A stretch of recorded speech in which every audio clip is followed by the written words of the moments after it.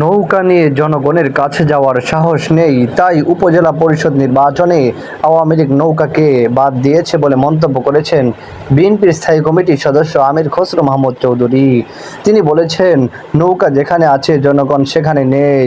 বুধবার দুপুরে জাতীয় প্রেসক্লাবে 10ই এপ্রিলকে গণতন্ত্র দিবস ঘোষণার দাবিতে জেএসডির আয়োজিত আলোচনা সভায় তিনি এসব কথা বলেন।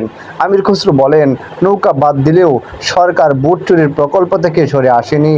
যেখানে ভোটই নেই সেখানে বিএনপি নির্বাচনে যাওয়া না যাওয়া তো কোনো প্রশ্নই আসে না।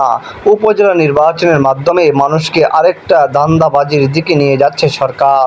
তিনি বলেন, সরকার একটা প্রকল্পের মাধ্যমে সকল জনগণকে জিম্মি করে রেখেছে।